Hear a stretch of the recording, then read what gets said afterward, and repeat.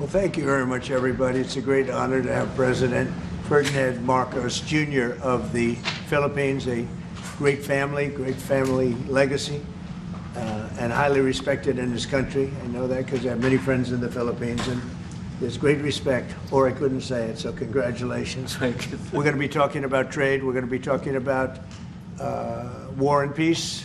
They're a very important nation militarily, and we've had some great drills lately. We're back with them. I think I can say that the last administration was not getting along with them too well.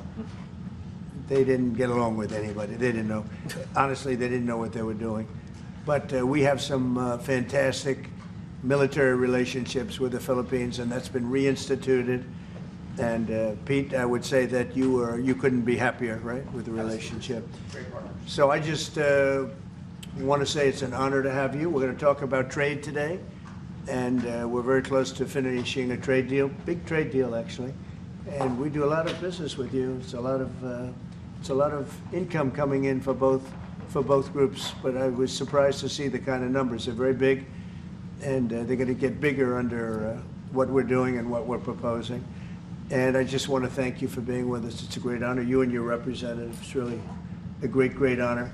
We have a big announcement. AstraZeneca, the big drug company, is going to spend $50 billion, just announced $50 billion in the United States in order to build various places all over the country, big manufacturing plants, pharmaceutical plants all over the country. So that's an honor. And he said they did that because of the election and because of the fact that the tariffs are placed. So they're building their facilities in New York. $50 billion, that's a big investment. And it's going to be a very good investment. I have no doubt about it. So thank you to AstraZeneca. And with that, I'd like to have you say a few words, please. Thank you very much, Mr. President. Of course, we're all very happy to be here to once again reaffirm the very strong ties between the Philippines and the United States, ties that go back over 100 years. And considering the context in which we live these days, especially in my part of the world, this has evolved into as important a relationship as is possible to have. We must remember that the United States is our only treaty partner in the Philippines, and that has stood us in good stead over the years, certainly through the Second World War, and the cultural memory of all Filipinos, down to even the school children, is that our strongest, closest, most reliable ally has always been the United States. And that is something that we value, that we are grateful for, and that we will continue to foster as we go on. With the leadership of President Trump, I am very confident that we will be able to achieve that.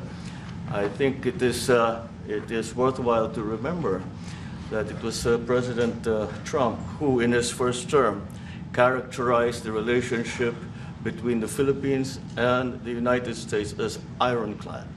And that has been necessarily the case since that time that you made that statement, sir.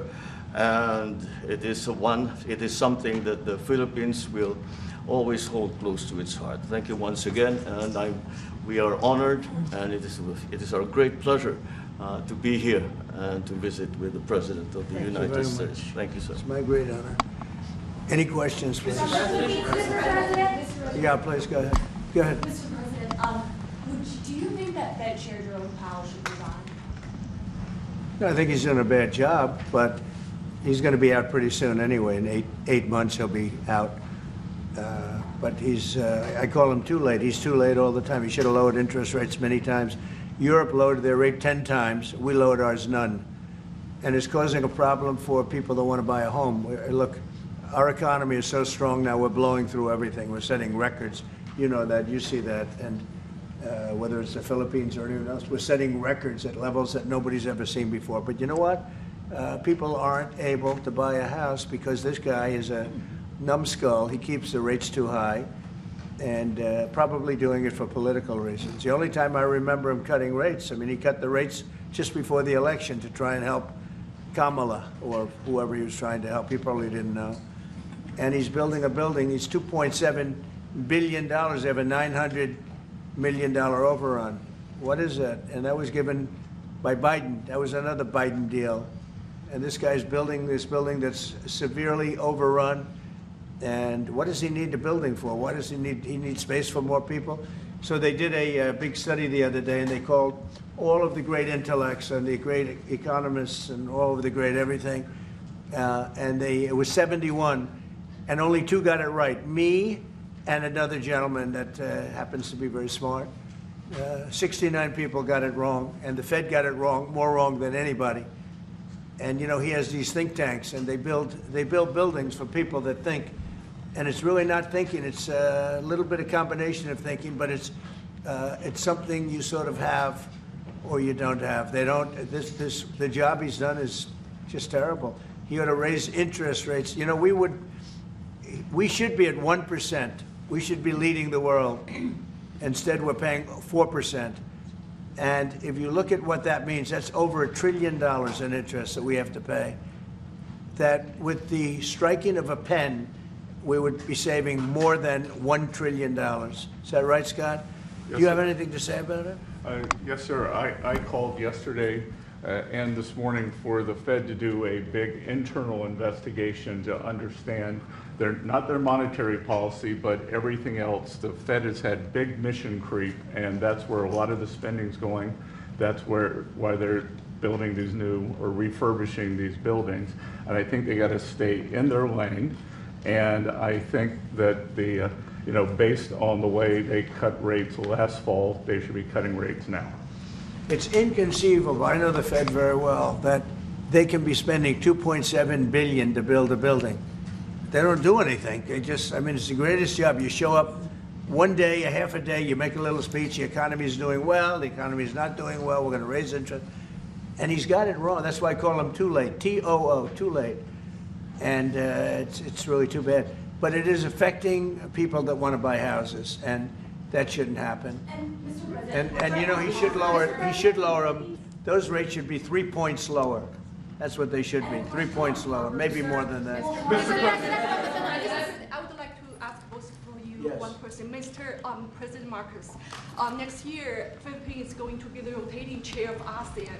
I wonder how do you plan to balance your relationship between the United States and China?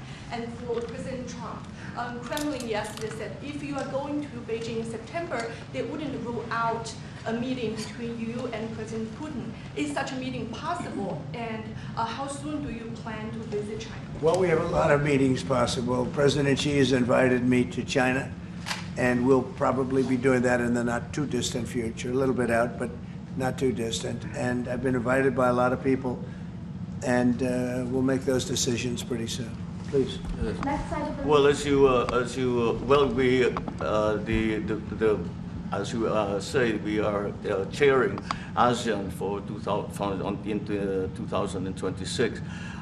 There is no need, in a sense, to balance, as you characterize as, to balance our relationship between the United States and China, simply because our foreign policy is an independent one, and we are essentially concerned with the defense of our territory and the exercise of our sovereign rights. Now, whether we do this not alone, we need to do this with our partners. And again, our strongest partner has always been the United States.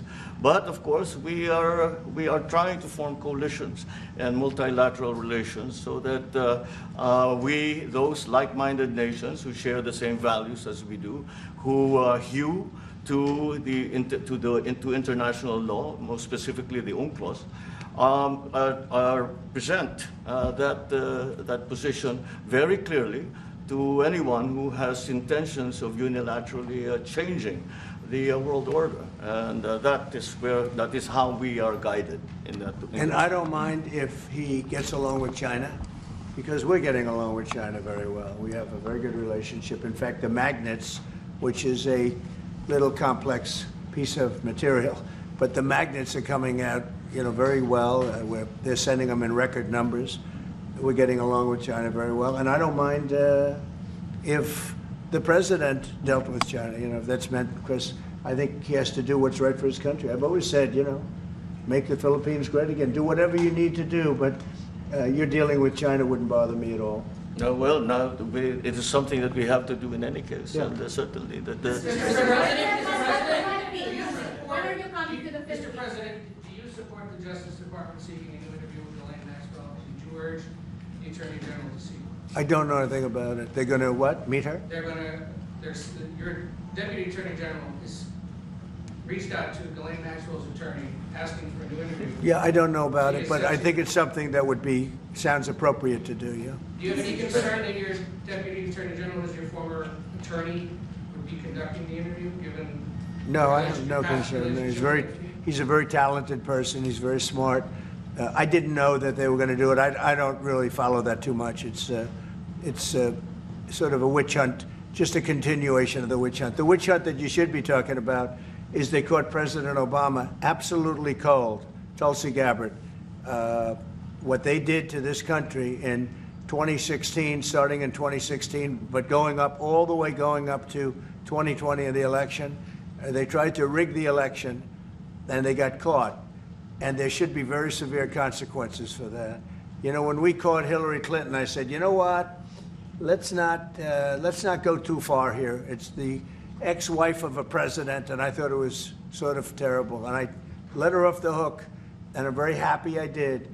But it's time to start, after what they did to me, and whether it's right or wrong, it's time to go after people.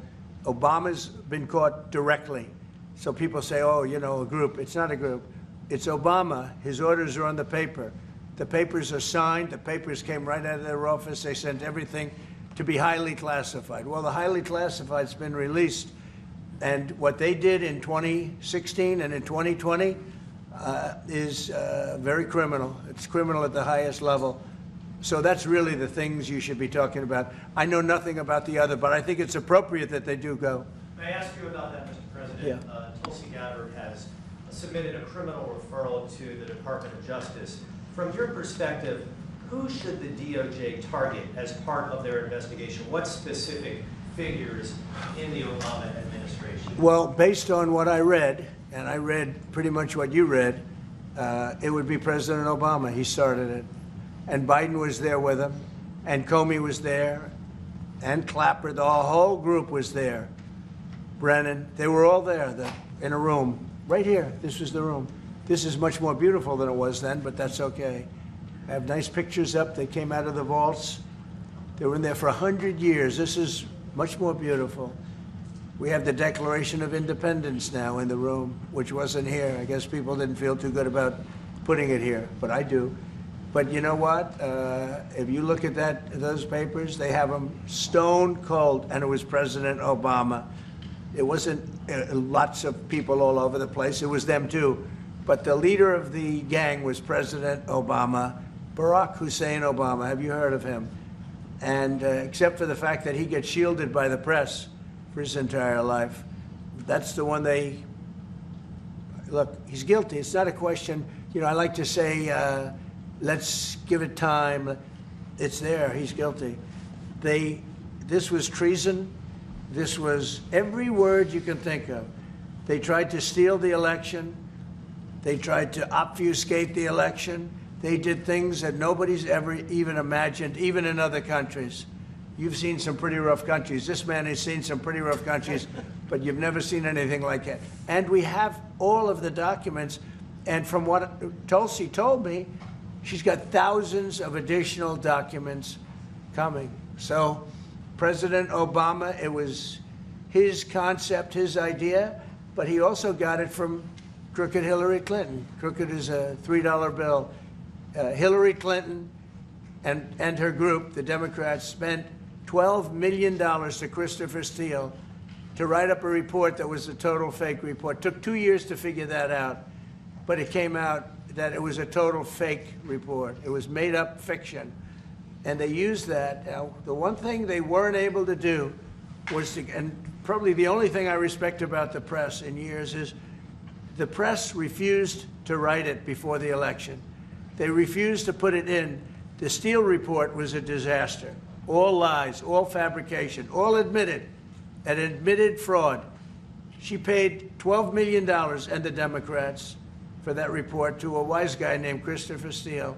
He wrote a phony report, and they wanted to get that report in before the election. And I'll tell you what, I talk about all the time, the fake news, how bad it is. But in this case, they wouldn't do it. They saw it, they read it, and they said, we don't believe it. And it was only after, substantially, like a month and a half after the election, that it got printed, and it was a big wisp. It was just like a bang of nothing, because the election had ended. If that report had gotten published by the New York Times or somebody, and I respect the Times for maybe only this, because they're crooked as you can be. They're a terrible paper, a crooked, corrupt paper. But for this one moment, they said, this is bullshit, we can't put this in. And neither could any other paper. Wall Street Journal's a lousy paper, very, very dishonest paper. As you see, I'm suing them for a lot of money because they do things very badly. It's got a nice name, but it's really, in my opinion, it's a terrible paper, and it can be corrupt. But just so you know, they didn't take the Steele report. It was the dossier. Remember the famous dossier? I called it the fake news dossier. The news wouldn't publish it. And I'm amazed. They had 2.5 months. It was finished. 2.5 months. That was supposed to be what was going to happen. And it got published a couple of months after the election. And frankly, nobody cared too much about it. But that was a big thing. No, we caught Hillary Clinton. We caught Barack Hussein Obama. They're the ones. And then you have many, many people under them. Susan Rice. They're all there. The names are all there. And I guess they figured they're going to put this in classified information and nobody will ever see it again, but it doesn't work that way. And it's the most unbelievable thing I think I've ever read. So you ought to take a look at that and stop talking about nonsense, because this is big stuff. Never has a thing like this happened in the history of our country. And by the way, it morphed into the 2020 race. And the 2020 race was rigged, and it was a rigged election. And because it was rigged, we have millions of people in our country. We had inflation. We solved the inflation problem. But millions and millions of people came into our country because of that. And people that shouldn't have been. People from gangs and from jails and from mental institutions. People that we don't want in our country, and people that we're getting out. Dangerous people. 11,888 murderers. Many of them, 50%, more than 50%, murdered more than one person. I hate to say this with such a distinguished guest, but, you know, they asked me a question. I got to answer the question. No, Barack Hussein Obama is the ringleader. Hillary Clinton was right there with him, and so was Sleepy Joe Biden. And so were the rest of them. Comey, Clapper, the whole group. And they tried to rig an election, and they got caught. And then they did rig the election in 2020. And then because I knew I won that election by a lot, I did it a third time, and I won in a landslide. Every swing state won the popular vote. But I won that all the same way in 2020. And look at the damage that was caused.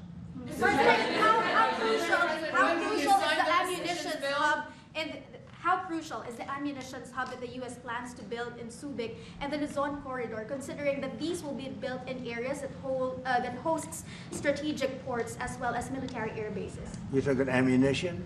Yes, the U.S. House Congressional Committee on Appropriations approved a budget. Well, it's very important. Otherwise, we wouldn't have approved it. Sorry? Yeah, it's very important. Otherwise, we wouldn't. We need ammunition. We're going to end up in a few months, we'll have more ammunition than any country has ever had. We're going to have more missiles than any country has ever had. We're going to have all the speedy missiles. We'll have the speedy ones, the slow ones, the accurate ones, the ones that are slightly less accurate. We have everything. But we will have more ammunition than any country has ever had. It's very important to me. Okay. Go ahead, please, Red. Sir, when you say that you're close to making a trade deal, what gaps remain? And for President Marcos, sir, I was just wondering, do you not think that perhaps the Philippines hosting U.S. missile systems could be considered escalatory by China, especially because they can strike deep into neighboring China? Thank you. Well, it's an honor to be with this gentleman. You know, I've known him, and I've known his family, actually, but I've known him. And I assume you're from the Philippines? Are you from the Philippines? Yes, sir. That's good.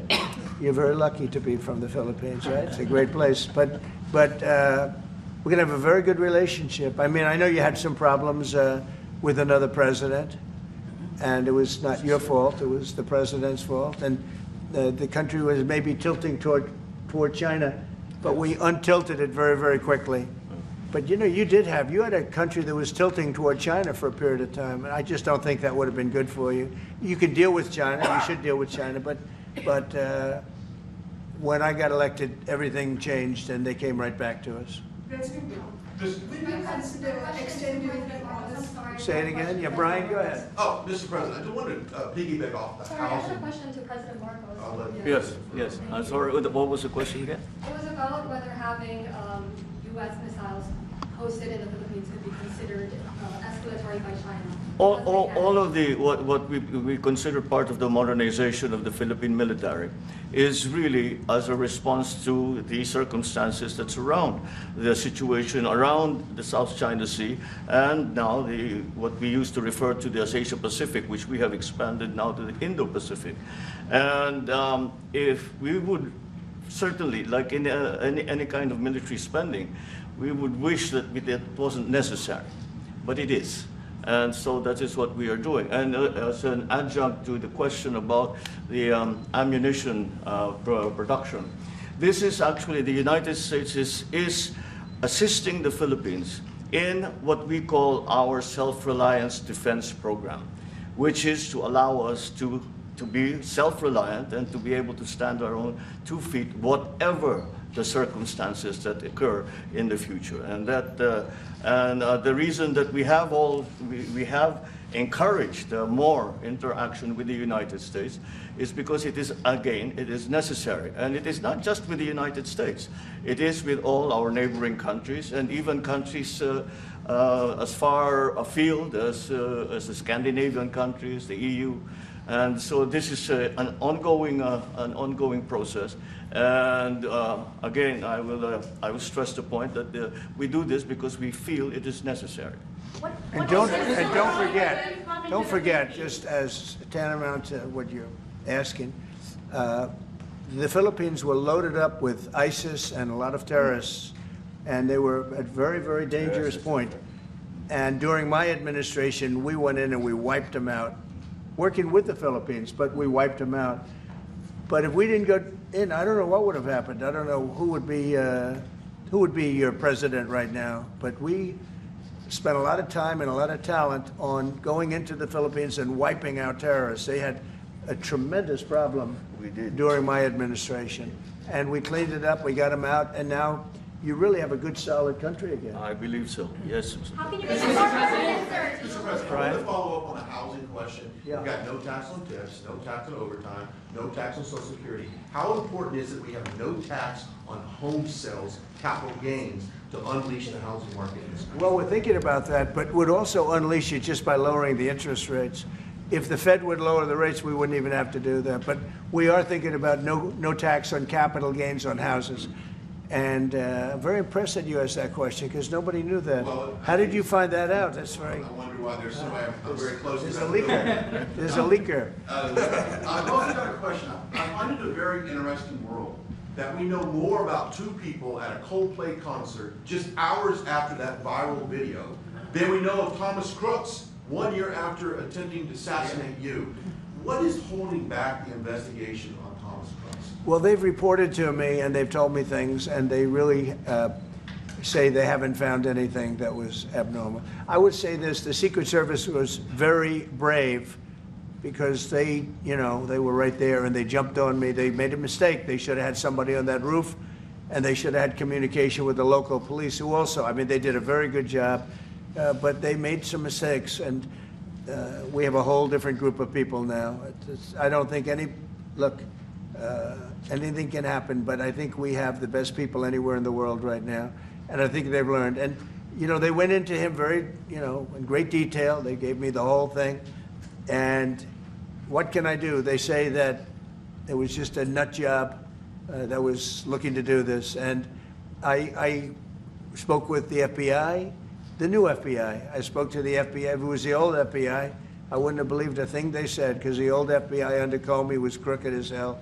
He was one of the most crooked. Everybody should read the Horowitz report. Unfortunately, Bill Barr didn't use it. But the Horowitz report, not appointed by me, it was a report on Comey and the FBI. It is one of the worst shots at a human being I think I've ever seen. In fact, the New York Times did an editorial that was one of the worst editorials I've ever seen about anybody. That was about Comey. You ought to go back and get, and Barr didn't use it because he didn't have the guts to use it, or something happened, I don't know. Too bad. He went to Mr. Durham. Instead of doing the Durham, all they had to use is the Horowitz report. And I always felt badly for Horowitz, frankly, because he's a Democrat, I guess. He was appointed by a Democrat.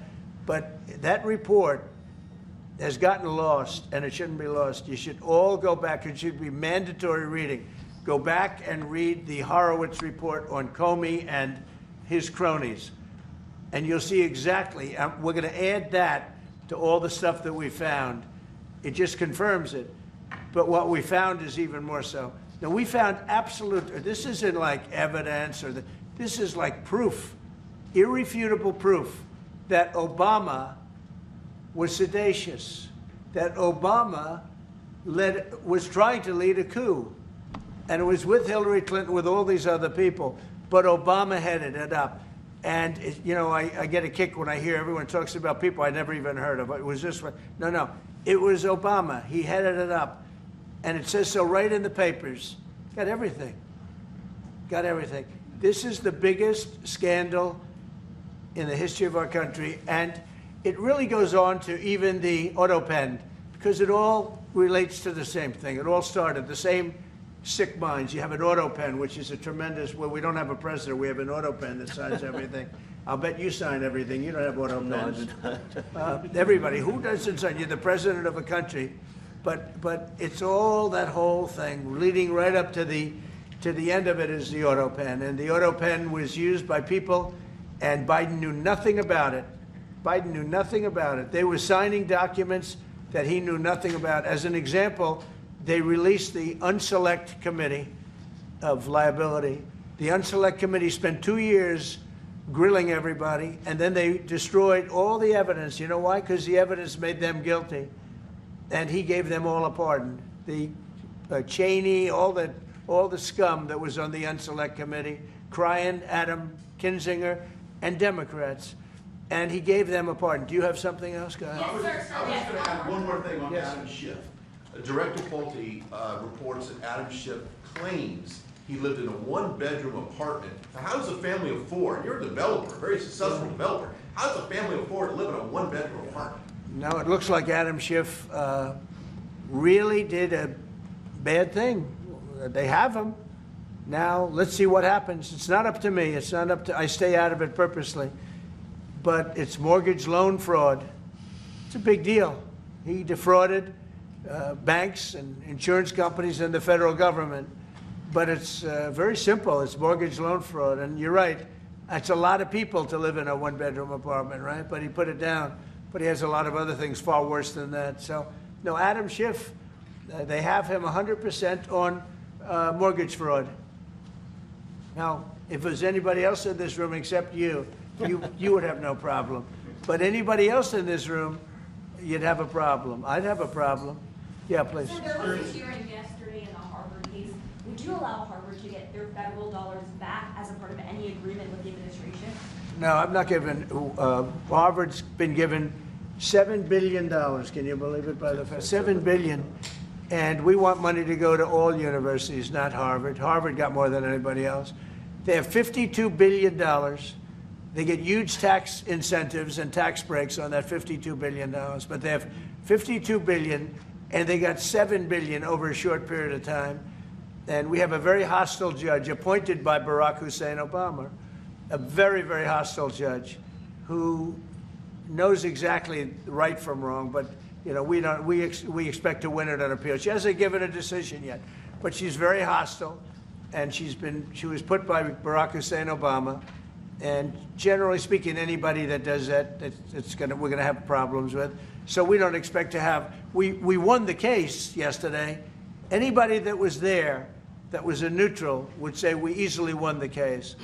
But a lot of the case, and a big part of it's going to be how much money Harvard gets in the future. That's not part of the case, and they're not going to get very much. Mr. President, where are we in terms of negotiating about the reciprocal tariff? How far are we With who? from With the With the Philippines? Philippines? Yes, Oh. sir. How far Are you we from the Philippines? Yes, sir. I'm Good. from the Philippines. How far are we from achieving? a Well, free it's tough. He's a trade? very tough negotiator. So far, we're not there because he's negotiating too tough. In fact, I used to like him better than I do now. He's too tough. But we'll probably agree to something. But he's strong, a strong negotiator. He loves your country. Mr. And President, the Philippines. When are you coming to the Yeah, Philippines, sir? please. You talked a lot about the severe consequences that those who were involved in the Russia hoax must face. In your view, sir, what are the next steps now that these documents are out there and Tulsi Gabbard? Well, the Justice Department would have to act. And we have a very competent, very good, very loyal to our country person in Pam Bondi, very respected. And it's going to be her decision. And just a follow-up to that, sir. Kristi Noem was in New York City visiting an off-duty CBP officer who was allegedly shot this weekend by an illegal alien who came into the country during the previous administration. Right. What is your message to any local leaders who continue to push sanctuary city policies after this nearly tragic incident? So the only thing I don't understand, because you like to understand things and we're all smart people and all, but why would they allow 21 million people into our country, unvetted, unchecked? You don't allow it. You wouldn't allow people then. He's tough. No, the country's run properly. Biden and his group of thugs, and I don't think it was Biden, I think it was the people that surrounded that beautiful Resolute desk right behind you. They allowed 21 million people, probably much more than that, and many of them came from jails and gangs and drug dealers and mental institutions, insane asylums. Many of them are very sick. 21 million, probably 25 million, probably even more than that. And we're getting them out. Many were murderers, as I said. They killed people. Many killed more than one person. Stone cold murders. I don't understand why they would have allowed that. There's only two reasons. The vote, because they want voters. That's one reason. I don't think they would have done it for that because they cheat. You know, they're so good at cheating, they don't need that. But the vote, and the second reason is they hate our country. I think they hate our country. I actually do. And it's the biggest problem. I mean, much of our time is spent with, you know, we have the strongest border anywhere in the world now. Maybe even stronger than your border, if you can believe it. We have no people came in last month, zero, which is pretty amazing. I'm not even sure I can believe that. But liberals are the ones that do that calculation. So, but we had no people come in. A year ago, we had hundreds of thousands of people come in. Hundreds of thousands of people. And they flowed in. And if it wasn't for the election, it would have been millions of people came in last year. So millions of people prior to election time, they allowed millions and millions of people to come into our, I mean, you saw it. They'd open the gates. If you took an Alabama-LSU football game that holds 128,000 people, I was there, 128,000 people, and I liked them and they liked me. But if you took that and doubled it, that's what used to flow into our country on a daily basis. It's not even believable. And we're getting them out, and we're starting with the worst ones. And we had a man shot yesterday, a police officer who's great gentleman, shot right here in the throat. Probably won't be able to speak again. But he was brave, and he shot the other guy, and they ended up getting him. And you saw the scene where his friend took him to a hospital and dumped him down on the sidewalk. The whole thing was crazy. But why would anybody do to our country what these Democrats have done? And honestly, we can never forget it. We can never forget it. What they have done, the damage that they've done to America is very, very sad. Thank you very much, everybody.